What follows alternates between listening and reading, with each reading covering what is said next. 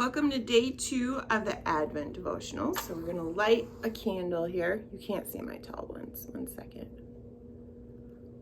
And technically they say you should light up the tall ones on Sunday and let them burn that day. But I love candles, so I burn them all week. Are you ready for day 2?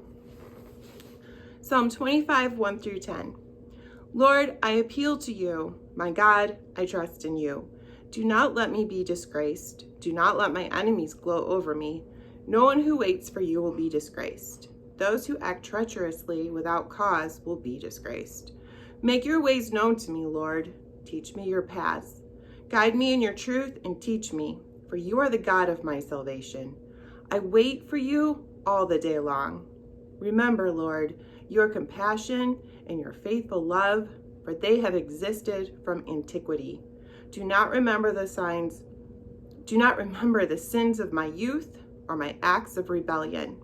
In keeping with your faithful love, remember me because of your goodness, God. The Lord is good and upright.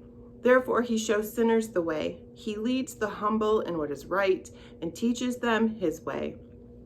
All the Lord's ways show faithful love and truth to those who keep his covenant and decrees. Psalm 25, 1 through 10. Devotion time. I have never liked the elf on the shelf idea. Mostly because it would take way too much energy to remember to move that thing around. Seeing the creative energy poured into this tradition via Pinterest has ruined me. I have vowed never to attempt such a monumental undertaking. But if I find an especially funny elf on the shelf idea, I always send it to my brother Daniel. Is he going to do elf on the shelf? Nope. But we like to laugh together at the creative ones. The idea behind elf on the shelf is reminding kids to remember that the elf is watching and can report back to Santa. These kids are really hoping that the elf reports to Santa all the good they are doing and forgets to mention the bad. To be clear, I'm not trying to compare Santa to God, but because this is an Advent devotional, I would like to use this example. It may feel like a stretch, but stick with the elf on the shelf image as we look to the Psalms in today's reading. Have you spent some time in the Psalms? The Psalms are one of my most favorite books of the Bible. It kind of reads like a Spotify playlist. Need a happy psalm about praising God? It's here. A broken-hearted psalm? Found it.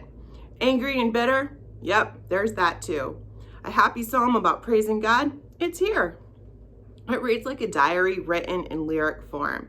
All the emotions are there, including repentance. The psalmist makes no qualms about it. He admits straight up front that he has sinned and he's been rebellious. He has asked God to remember it no more. The psalmist does more than that.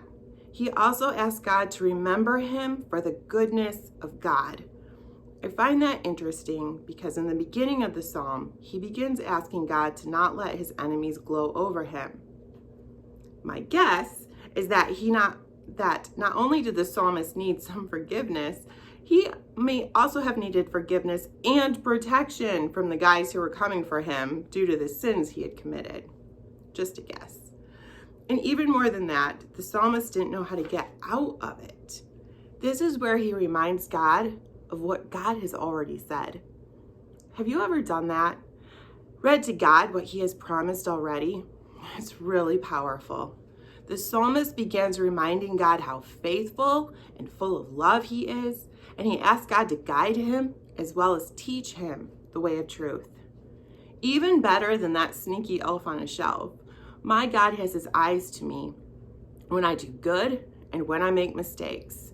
And I'm going to make mistakes. In fact, I'm really good at making mistakes. He is going to celebrate my attempts at holiness, and he's going to lovingly discipline and guide me when I mess up. God will take a humble, repentant heart who wants to keep God's covenant and lead them to where they should go. Keep us out of trouble, if you will. Guide us down the path of life he has for us.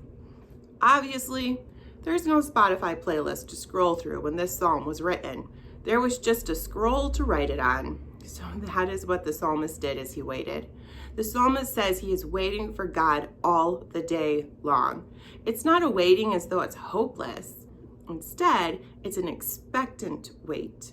Just like the kids counting down, waiting for Christmas to arrive, we know God is going to show up with faithful love and truth, just as he said he would. Prayer.